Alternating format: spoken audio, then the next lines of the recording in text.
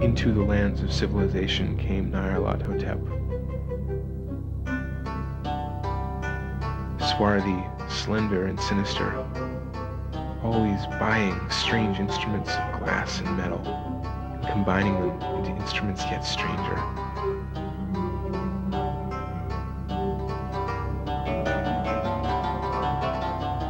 He gave exhibitions of power, which sent his spectators away speechless, yet which swelled his fame to exceeding magnitude.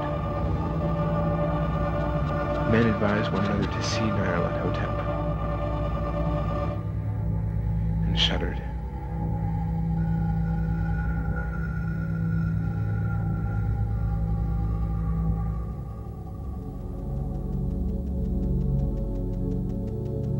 And where Nyarlathotep went, rest vanished, for the small hours were rent with the screams of nightmare.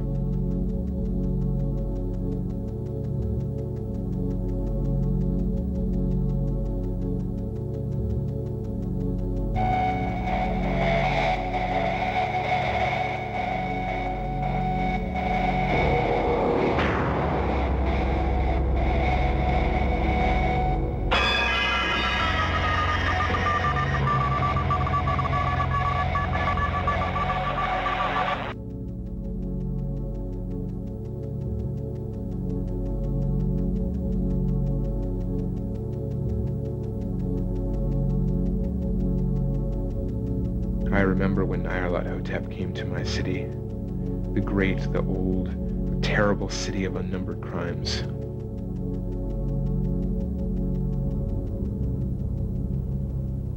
My friend had told me of him, and of the impelling fascination and allurement of his revelations.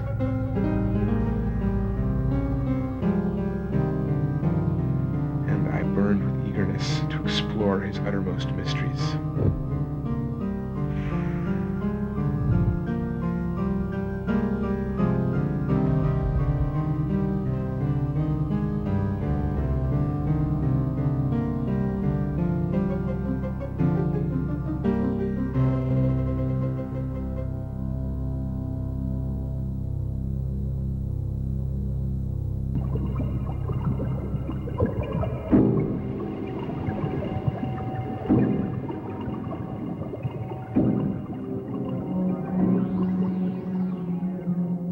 My friends said they were horrible and impressive, beyond the most fevered imaginings, and what was thrown on a screen in the darkened room prophesied things none but Nyarlathotep dared prophesy.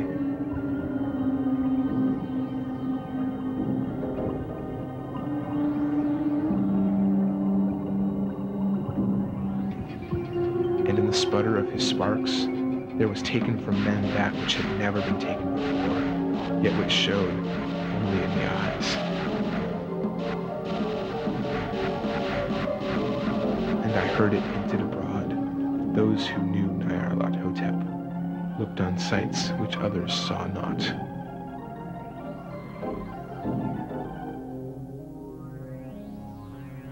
It was in the hot autumn that I went with the restless crowds through the night and up the endless stairs into the choking room to see Nyarlathotep.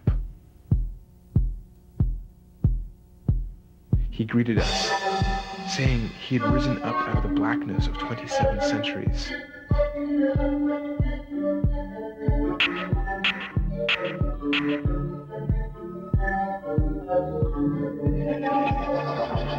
And that he had heard messages from places not on this planet.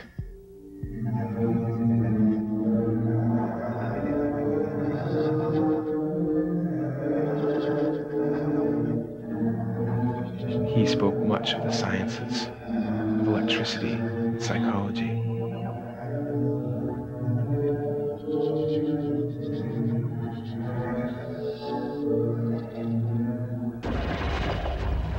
Then, shadowed on a screen, I saw hooded forms amidst ruins and evil faces peering from behind fallen monuments.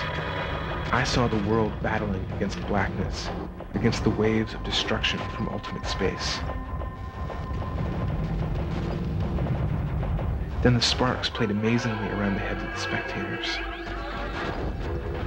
And when I, who was colder and more scientific than the rest, mumbled a trembling protest about imposture and static electricity, Nyarlathotep drove us all out.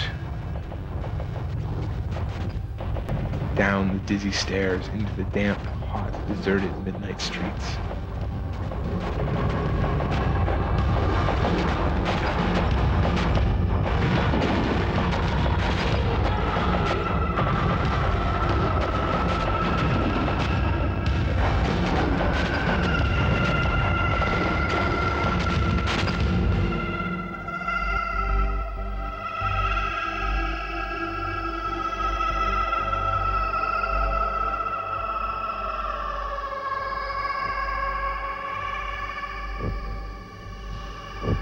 We whispered to one another that we were not afraid, that we never could be afraid.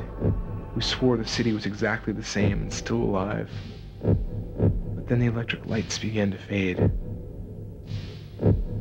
I believe we felt something coming down from the greenish moon. For when we began to depend on its light, we drifted into curious, involuntary formations, and seemed to know our destinations, though we dared not think of them. Once we looked at the pavement and found the blocks loose and displaced by grass. When we gazed around the horizon, we could not find the third tower by the river, and noticed that the silhouette of the second tower was ragged at the top. Then we split up into narrow columns, each of which seemed drawn in a different direction. One disappeared in a narrow alley to the left, leaving only the echo of a shocking moan. Another filed down a weed-choked subway entrance, howling with a laughter that was mad.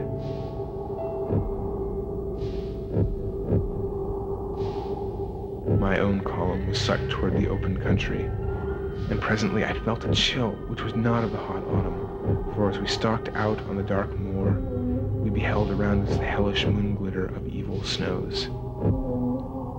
Trackless, inexplicable snows, swept asunder in one direction only, where lay a gulf, all the blacker for its glittering walls.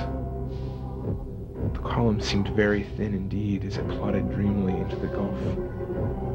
I lingered behind, for the black rift in the green-litten snow was frightful, and I thought I had heard the reverberations of a disquieting wail as my companions vanished.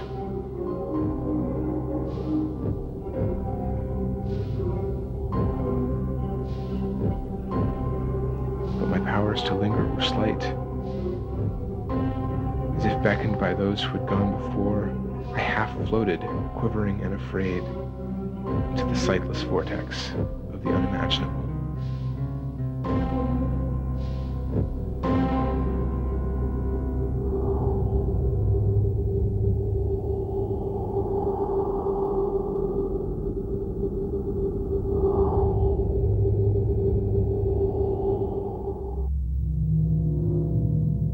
A sickened shadow writhing blindly past ghastly midnights of rotting creation, corpses of dead worlds with swords that were cities, charnel winds that brush the pallid stars and make them flicker low. Through this revolving graveyard of the universe comes the muffled beating of drums and thin whine of blasphemous flutes from unlighted chambers beyond time, the detestable pounding and piping whereunto dance slowly and absurdly the tenebrous ultimate gods, the blind, mindless gargoyles whose soul is Nyarlathotep.